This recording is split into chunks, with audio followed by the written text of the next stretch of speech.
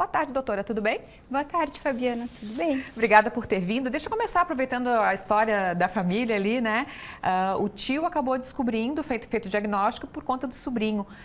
É genético, isso não tem discussão. A causa do autismo, uma delas é a genética, é isso? Isso. O que se sabe, né, é que 5%, o autismo, né, ele é uma doença genética, né, onde a gente tem 5% de genes comuns, que são aqueles que é comum na maioria das pessoas. Só que somente aqueles que têm uma carga, né, uma herança maior desses genes, tá, vão manifestar a doença. Então, você vai ter portadores da família que têm, digamos assim, 2 genes, mas que herdaram, mas não manifesta, né? Às vezes tem um comportamento assim, mais quietinho e tal, mas não chega a manifestar a doença, não, o espectro autista, o comportamento em si.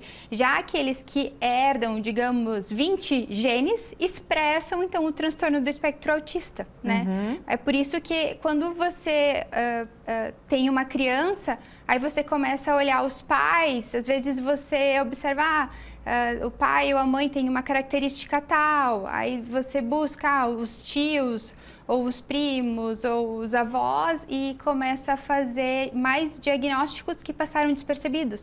Porque até a mudança do DSM, que é, digamos, o Manual Internacional das Doenças de Saúde Mental, né, só se diagnosticava como autismo infantil aquelas crianças que eram aquele espectro nível 3, né?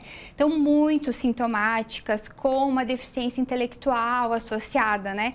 As crianças que a gente chama de nível 1 hoje de suporte, né? Elas passavam batidas, porque elas eram só mais tímidas, né? Não incomodavam, né? Ficavam, às vezes, mais quietinhas, assim, mas elas iam. Sim. Né? É porque elas não tinham uma deficiência intelectual associada. Doutora, e entender e diagnosticar, por mais que seja o nível 1, é muito importante porque até a família falou ali, todos nós somos pessoas que, né, a gente tem algumas habilidades mais, outras menos, e entender essas nossas habilidades faz a gente conviver melhor, é mais ou menos assim, né? Isso. Hoje, quando eu atendo adultos no consultório que fazem o diagnóstico e são nível 1, eles vêm por dificuldade na interação social no trabalho.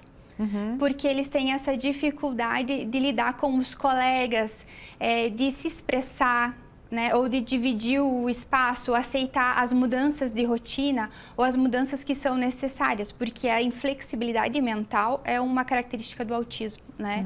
Então, essa é a principal importância do diagnóstico do nível 1 de suporte, que eles possam fazer a terapia para eles se entenderem e aprenderem a aceitar essas mudanças do dia a dia, porque infelizmente a gente quer ter tudo controlado, mas não é assim que funciona. Como fazer o diagnóstico, né? Como que as famílias podem ficar atentas?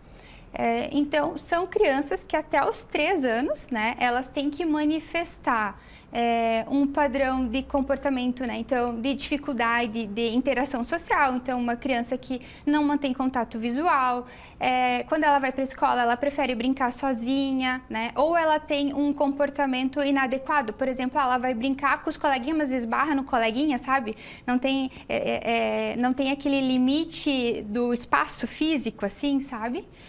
A gente vai ter um padrão restritivo, repetitivo, então aquilo de brincar sempre da mesma coisa, com aquele brinquedo, só aquele brinquedo, né? Você pode pegar um autista que passa horas e horas só brincando de girar ou enfileirar carrinhos, então tem um brincar disfuncional, ele não dá função, né? Você brincar de enfileirar carrinhos, eu dou exemplo porque a maioria é meninos, tá? Mas as meninas podem chamar atenção porque tu não vai ver elas geralmente brincando de bonecas ou de ursinhos, coisas que meninas gostam, tá? Elas geralmente, peças, letras. Então, aquela criança que chama muita atenção, letras, números também, né? As meninas geralmente vão para esse lado. E a gente não pode ver isso como uma dificuldade, é só uma diferença. É uma diferença. Né? Que é importante a gente estar falando sobre isso. Doutora, para a gente encerrar, e aí os tratamentos, né, com os diagnósticos, os tratamentos estão bem mais evoluídos, né? Sim, e quanto menor a criança for, por isso que é importante a gente buscar em 3 meses, né? Que nem eu estava falando, eu trabalho lá em Nonoai, no programa Te Acolhe, eu vejo um salto nessas crianças, de criança que não falava, começar com suas primeiras palavras, de mudança no comportamento, desde a questão, né, das crises de desregulação emocional, quando escutam um não, né? dessa questão dos hiperfocos, das estereotipias, que é aquilo que as pessoas falam de andar na pontinha do pé, de balançar as mãos, tudo isso se regula, vai se ajudando na terapia. Então, quanto antes da criança começar, melhor o desenvolvimento. Doutora Cristiane, muito obrigada por ter vindo, né? Esse é um assunto que a gente pode falar bastante, daqui a pouco volte para a gente falar um pouquinho mais sobre esse tema. Obrigada, continue com a gente que a gente vai continuar falando ainda sobre autismo,